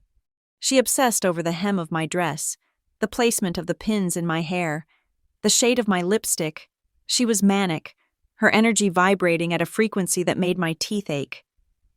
She was waiting for the explosion at 2 o'clock, 45 minutes before the ceremony. A knock came at the door. It wasn't a bridesmaid. It was my father. He was wearing his tuxedo, looking every inch the distinguished patriarch, but his eyes were hard, flat stones. Gabriella. He said, I need a moment. We are on a schedule. Dad, I said. I was sitting in the makeup chair, the brush still dusting powder on my cheek. It will only take 5 minutes, Derek said. Alone.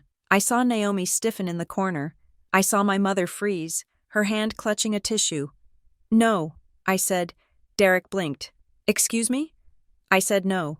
I repeated. I stood up.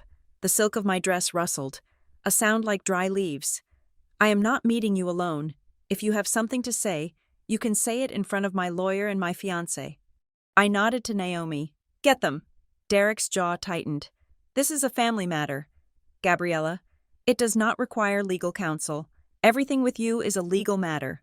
Dad, I said. 5 minutes later, we were in the small library down the hall. The room smelled of old paper and lemon polish. I sat in a leather wingback chair. Ethan stood behind me, his hand resting on my shoulder.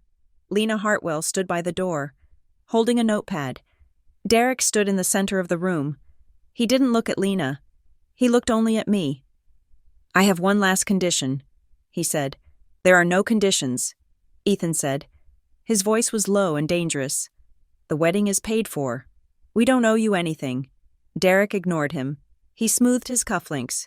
"If you do not remove June Whitaker from the guest list, and if you do not agree to sign the reconciliation agreement immediately following the ceremony, I will be forced to alter my remarks at the reception." "Alter them how?" I asked. "I will feel compelled to share my concerns about your mental health," Derek said. He said it casually, as if he were discussing the weather. "I will speak about your history of instability, your financial recklessness. I will explain to our guests, many of whom are my colleagues, that while we love you, we have had to manage your affairs for years to keep you safe. I will paint a picture, Gabriella, and by the time I am done, no one in that room will believe a word you say about independence. They will just see a fragile girl who needs her father's help." The room went silent. It was a blackmail threat, pure and simple. He was threatening to destroy my credibility to keep his control. Ethan took a step forward, his fists clenched. "You son of a—" "Ethan," I said. I reached up and touched his hand. I looked at my father. He looked smug. He was betting on my shame. He was betting that I would do anything to avoid a scene on my wedding day. Lena Hartwell stepped forward.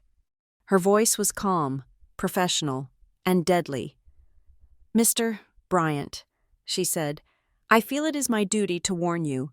If you use a public forum to make verifiably false statements about my client's mental or financial health for the purpose of damaging her reputation, that is defamation per se. We will not just sue you, we will make the discovery process extremely public. The Foundation's records will be subpoenaed." Derek laughed. A short, dismissive bark. "You think I am afraid of a lawsuit? I am trying to save my daughter from herself, and she won't sue me. She doesn't have the stomach for a scene." He looked at me. Gabriella, do you really want your wedding day to be remembered as a war zone? Or do you want to be a good girl? Send June home, and let me handle things." I looked at him. I really looked at him. For 33 years, I had seen a giant. Now, I just saw a small, terrified man who thought money was a substitute for character. "I am not making a scene." "Dad," I said quietly, "I am preventing one, but if you want to speak, you go right ahead. Just remember that I have a microphone too." Derek narrowed his eyes. He hadn't expected that. He expected tears. He expected surrender. "Fine," he said. "Play your game, but don't come crying to me when you lose." He turned and stormed out of the library. The door didn't quite close before Marlene slipped in. She had been listening from the hallway. She looked at me, her face crumbling. She didn't look angry. She looked confused. "Why do you have to be so difficult?" she whispered. She wrung her hands. "We just wanted it to be proper. Gabriella, we just wanted everyone to see that you are, well, that you are taken care of. Why do you hate being taken care of?" I stood up and walked over to her. I took her hands. They were ice cold. "I don't hate being taken care of, Mom," I said. "I hate being owned." Marlene shook her head, tears spilling over. "I don't know the difference," she said, and that was the tragedy of it. She really didn't. She had been conditioned just as long as I had. She thought the cage was the only thing keeping the wolves out. "I can't explain it to you today." "Mom," I said, "but I need you to pull yourself together. The ceremony is starting." Marlene sniffed. She straightened her spine. She wiped her face. "I will be in the front row," she said, her voice trembling but automatic, "because that is where the mother of the bride sits." She left. Ethan pulled me into his arms. He held me tight, burying his face in my neck. "Are you okay?" he asked. "I am ready," I said. The ceremony was held on the terrace. Overlooking the gray water, we had refused the roses. Instead, the altar was flanked by the wildflowers I had fought for, clouds of baby's breath, sea lavender, and blue thistle. They looked wild and resilient against the wind. When the music started, I didn't walk down the aisle on my father's arm. We had changed that protocol too. I walked halfway down, alone. Then, Ethan met me in the middle. We walked the rest of the way together. I heard the murmur of the guests when Derek didn't step out to escort me. I saw him standing in the front row, his face a mask of fury. But I didn't look at him. I looked at Ethan. He was wearing a midnight blue suit. His hands, usually so steady, were shaking slightly as he held mine. I looked at the front row. I saw Naomi, her eyes shining. I saw June, sitting in the third row on the bride's side, wearing a velvet coat, looking at me with a softness that broke my heart. She looked relieved. She saw that I had made it to the altar without signing a treaty. The wind whipped my veil, but I felt grounded. The vows I spoke were not the ones I had written in the dark. They were simple. I promise to stand beside you, I said, my voice carrying over the wind. I promise to build a life that is ours. I promise that truth will always matter more than comfort. Ethan squeezed my hands. I promise to be your partner, he said. Not your manager, not your savior, just your husband. When we kissed, the applause was scattered by the wind, but it felt real. It wasn't a performance, it was a seal. But the wedding wasn't over. The reception was the battlefield. We moved inside to the ballroom. The space was warm, lit by hundreds of candles. The tables were set with the blue glass goblets I had chosen. It was beautiful. Dinner was served. The tension in the room was palpable. The guests, a mix of our friends and my parents' business associates, seemed to sense that something was wrong. The air was too tight. The smiles were too brittle. My father sat at the head table, drinking scotch. He watched me. He was waiting for his moment. At 7:45, the plates were cleared. Derek stood up. He didn't wait for the MC to announce him. He didn't wait for the signal. He just walked to the center of the dance floor, where the microphone stand was waiting. Naomi was holding the wireless mic. She looked at me, her eyes wide. She was waiting for the command to cut him off. Mr. Russo, the security guard, took a step forward from the shadows. I looked at Ethan. He nodded. I looked at Naomi. I nodded. Give it to him. Naomi hesitated, then handed the microphone to Derek. She stepped back, crossing her arms. Derek took the mic. He buttoned his jacket. He looked out at the room, commanding the silence. Good evening, he said. His voice was smooth, practiced. It echoed off the high beams.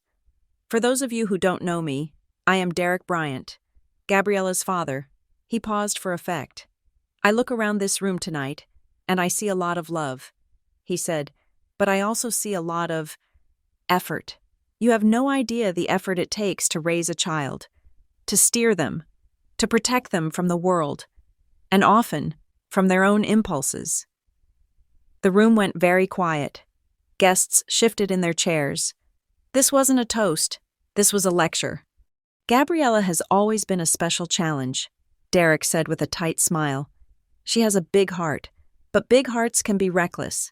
Over the years, Marlene and I have had to make many sacrifices to ensure she had a roof over her head, to ensure her mistakes didn't become permanent. We have provided the stability she couldn't provide for herself. I felt Ethan's hand grip my knee under the table. Derek was doing exactly what he said he would. He was painting me as a charity case, a liability he had graciously covered. Even this wedding, Derek said, gesturing to the room. It is a beautiful event, and we were happy to make it happen, happy to provide the foundation, as we always have, because that is what parents do. We pay the bills. We clean up the messes. We ask for nothing in return but a little respect, a little loyalty. He looked directly at me. So, I want to raise a glass to my daughter. May she finally learn the value of the guidance she has been given. And may she realize that without family, without the people who actually pay for the life she lives, she is standing on sand. He raised his glass. To reality. He said. He drank. The applause was sparse, confused. People clapped because they felt they had to, but the air had been sucked out of the room. He had humiliated me. He had claimed ownership of the event, the money, and my life. He started to lower the microphone. I stood up. I didn't rush. I didn't knock over my chair. I stood up with the slow, deliberate movement of a woman who had been waiting for this moment for years. I walked out onto the dance floor. Derek watched me come. He smirked. He thought I was coming to hug him. He thought I was coming to surrender to the narrative. I stopped in front of him. "May I?" I asked. I held out my hand for the microphone. Derek hesitated. He looked at the crowd. He couldn't refuse without looking terrified. He handed me the mic. I turned to face the room. I took a breath. The microphone felt heavy in my hand. It was cold metal, but it felt like power. "Thank you, Dad," I said. My voice was steady. It didn't shake.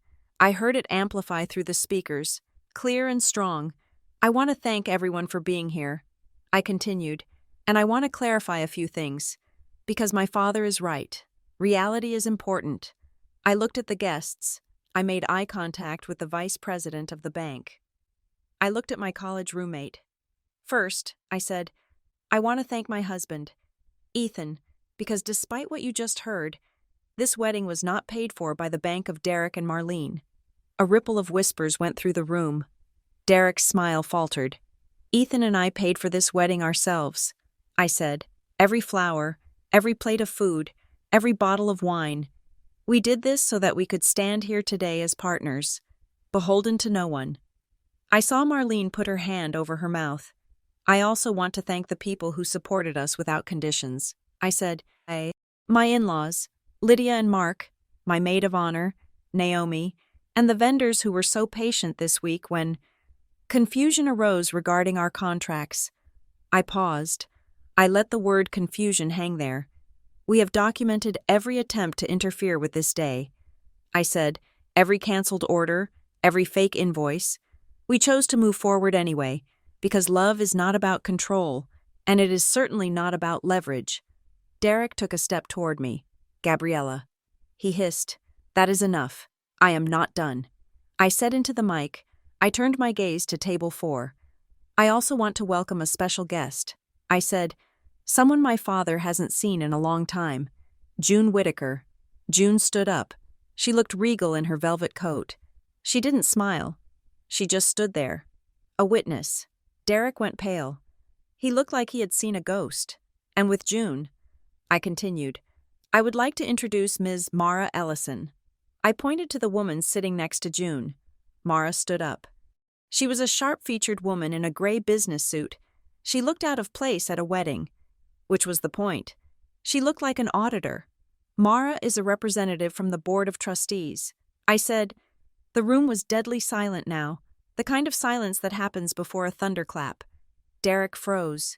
He knew exactly who she was. I turned to Mara. I didn't look at my father. "Ms. Ellison," I said, "I have a question regarding the file under my name at the foundation, specifically regarding the housing grant from 2019. I paused. "Can you confirm for the room, and for the record, does the trustee have the legal authority to revoke a beneficiary's assets based on personal disagreement? Or do I, as the named beneficiary, have independent standing to access those funds without parental permission?" Mara Ellison didn't need a microphone. Her voice was projected with the clarity of a courtroom judge. "Ms. Bryant," she said, "I have reviewed the charter. The moral conduct clauses are non-binding in this context. You have full, independent standing as a beneficiary. The trustee has no legal grounds to revoke your access or to demand repayment based on personal disputes. The assets are yours." The words hung in the air. "The assets are yours." It was over. The threat was gone. The leverage was gone. The house was mine. The life was mine.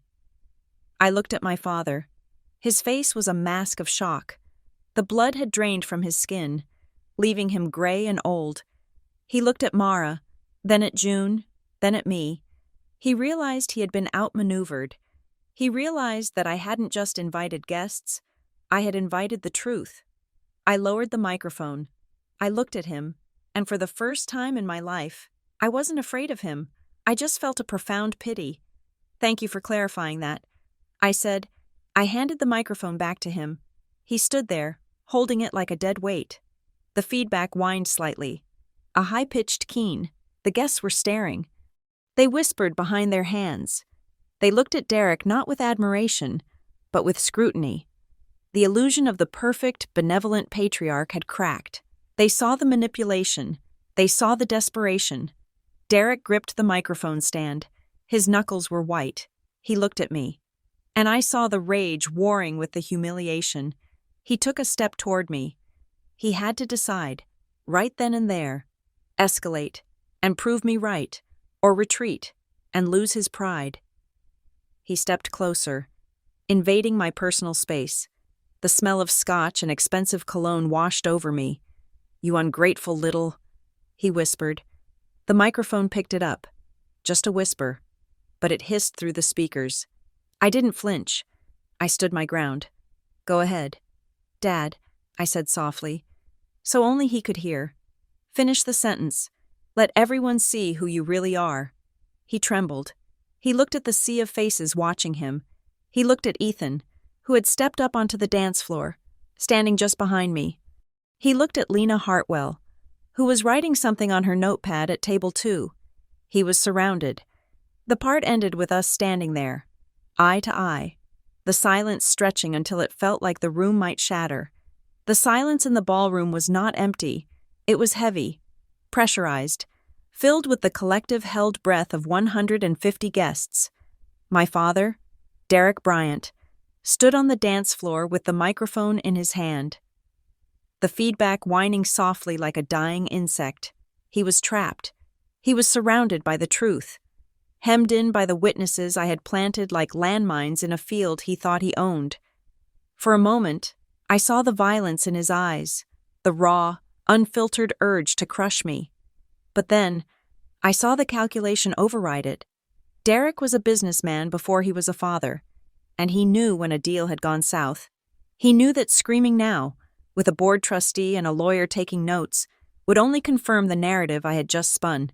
So he did what he always did. He put on the mask. He chuckled. It was a rich, warm sound, terrifying in its falseness. He shook his head, looking down at his shoes before looking back up at the crowd with a smile that showed too many teeth. "Oh, Gabriella," he said. He walked toward me. Not aggressively this time, but with the open arms of a misunderstood parent. "You have a flair for the dramatic, don't you? Just like your grandmother." He turned to the room, gesturing loosely with the hand that held the microphone. "I think we have had a bit of a miscommunication here. Folks," he said, "my daughter is clearly feeling the stress of the day. The emotions are high, the finances well. We all know how complicated weddings can get. I was merely trying to express that her mother and I have always been her safety net. If that came across as controlling, well, I suppose that is the burden of a parent who cares too much." He looked at me, his eyes pleading for me to take the out. He was offering me a bridge. "Admit you are stressed. Laugh it off. Let me hug you. Let us pretend this was just a joke. If I took that bridge, we would go back to normal. The fake invoices would be forgotten. The condo would remain in his grip. The foundation file would remain closed.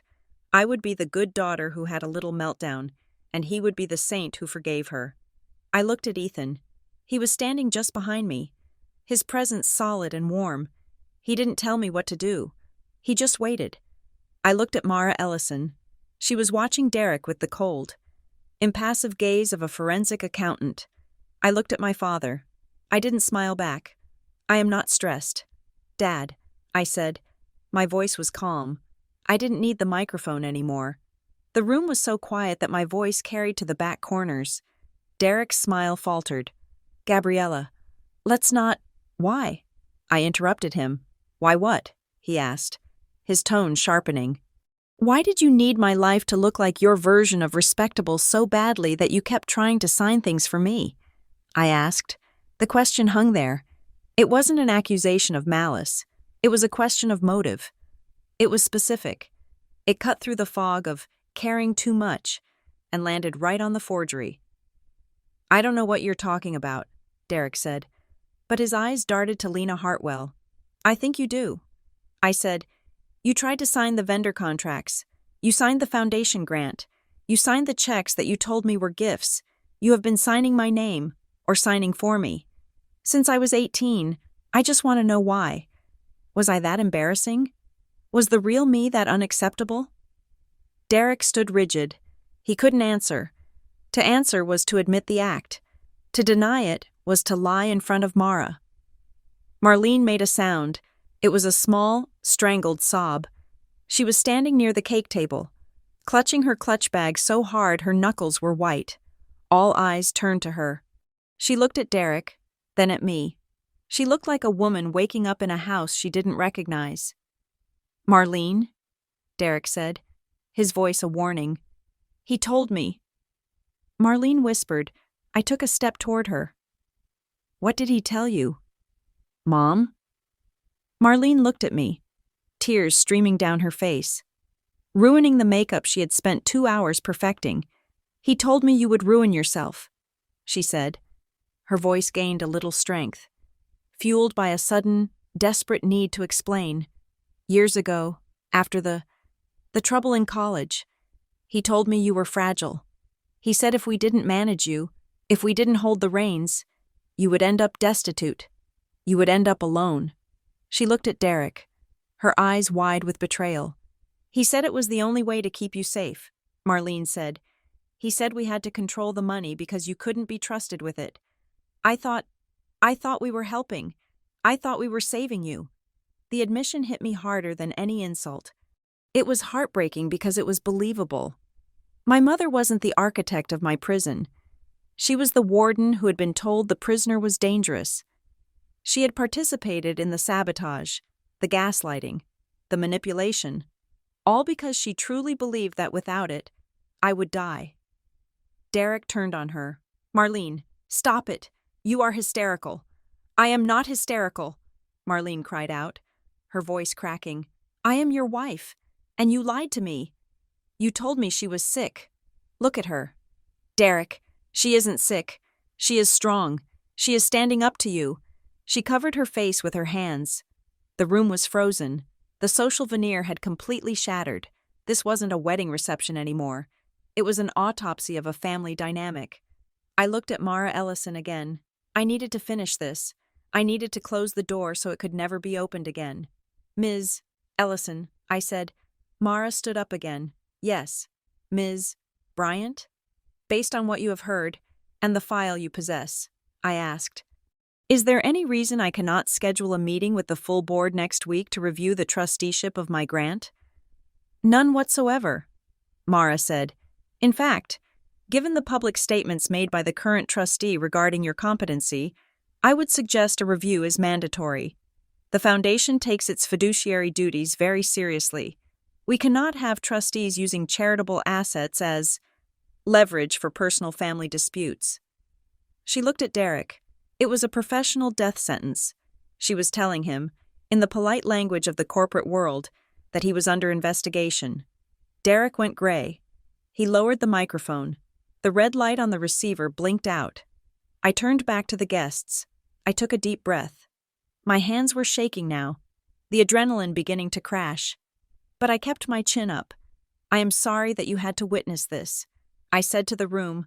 "I know this isn't the toast you were expecting." I reached out and took Ethan's hand. He squeezed my fingers, hard.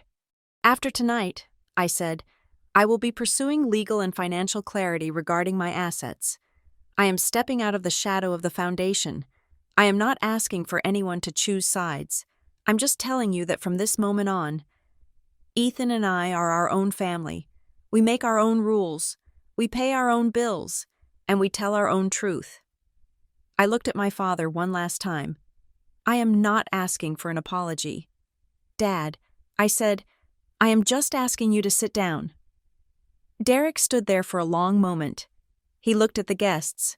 He looked at the exit. He looked at me.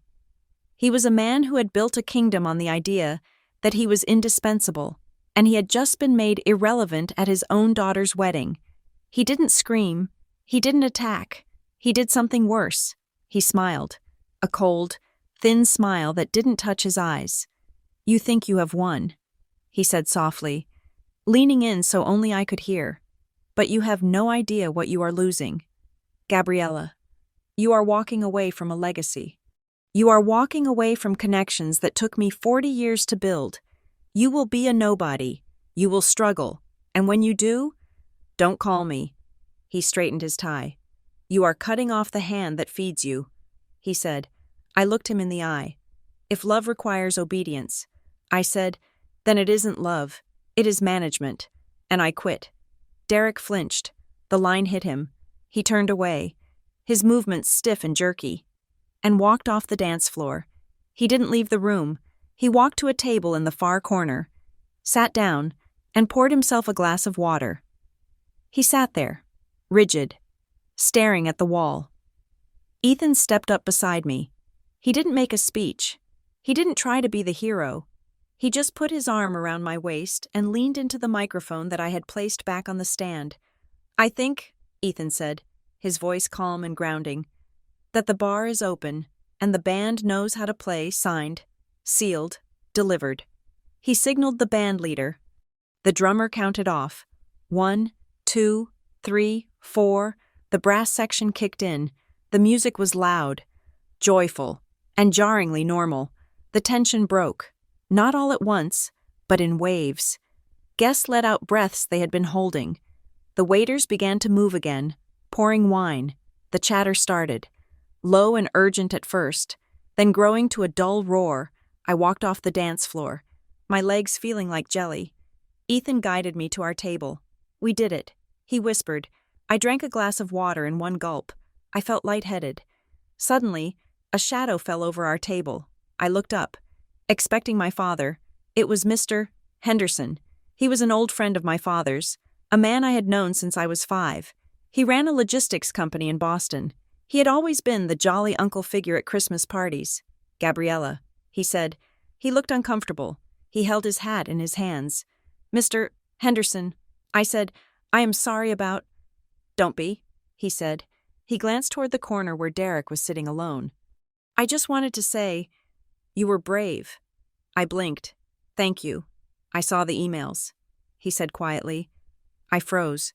What emails? Years ago. Mr. Henderson said, when you were in grad school, Derek sent an email to a group of us. He asked us not to offer you internships. He said you were struggling.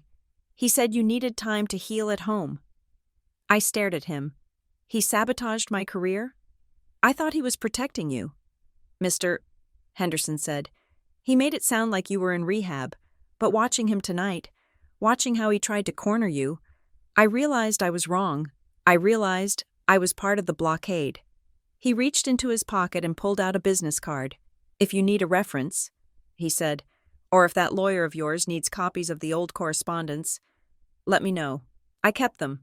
He placed the card on the table. I am sorry I didn't ask you myself. Gabriella, I should have asked you. He walked away. Then another guest came up. A woman who had been on the foundation board with my father. He tried to get me to sign a competency review for you last year. She whispered. I refused. I just thought you should know. One by one. They came. Not everyone, but enough. 5 or 6 people who had been silent witnesses to my father's campaign of control. They had stayed silent to keep the peace, to stay in Derek's good graces. But the spell was broken. By standing up, I had given them permission to see the truth. I looked at the pile of business cards and napkins with phone numbers on the table. It was a web of complicity, unraveling in real time. I looked for my mother. She was near the exit. She had her coat on. She looked small, lost in the folds of the cashmere. I excused myself and walked over to her. Mom, I said. She jumped. She looked at me with eyes that were red and swollen. I can't stay, she said. I can't be in here with him, and I can't look at you without feeling ashamed. You don't have to leave, I said. I do, she said. She reached out and touched my cheek. Her hand was trembling. I didn't know. Gabriella, I knew he was strict. I knew he was controlling. But I didn't know it was all a lie. I didn't know you were fine. I am fine. Mom, I said, I don't know how to stop, she whispered. Her voice was so quiet I almost missed it. I have been following his rules for 40 years. I don't know how to be a person without him telling me who to be. That was the most honest thing she had ever said to me. I wanted to fix her. I wanted to tell her to leave him, to come stay with us, to get therapy. I wanted to parent her. But I remembered June's voice. You can't make them happy.